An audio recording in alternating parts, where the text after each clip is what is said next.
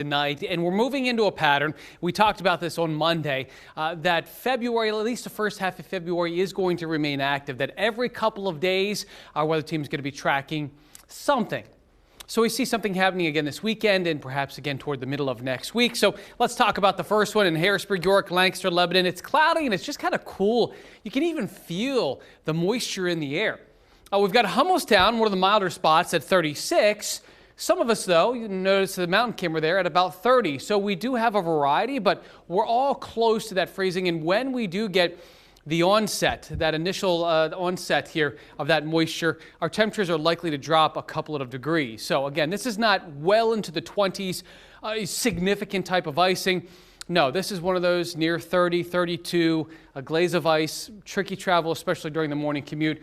And notice that we really don't see that moisture arriving until a little bit later on here tonight. So I think the first half of tonight is going to be quiet. Yes, there could be a stray snow shower or a sleet shower, but for the most part, I still want to kind of focus our time on 4 a.m. to 8 a.m. tomorrow morning. Here's 11 o'clock this evening.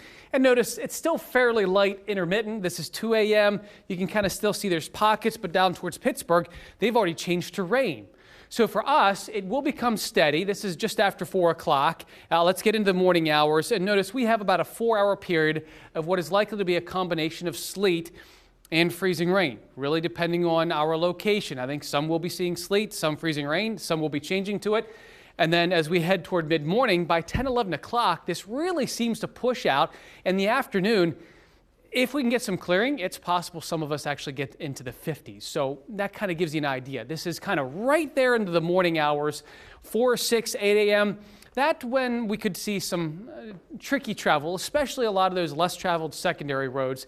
But once we get closer to lunchtime and beyond, for the most part, our travel should be sort of back to normal. And tonight, notice that we have winter weather advisories, ice storm warnings. This would be a higher concern for buildup and ice buildup and perhaps potential for power issues. Locally, it's going to likely be a little bit more limited just because our temperatures are really close to that freezing mark, and then we warm into the 40s. We've got another round heading the second half of Saturday into Saturday night, but that's not all. No, there's more that we could probably see toward the middle of next week. Wow, busy. Yes, thank you, Eric, and we'll be right back.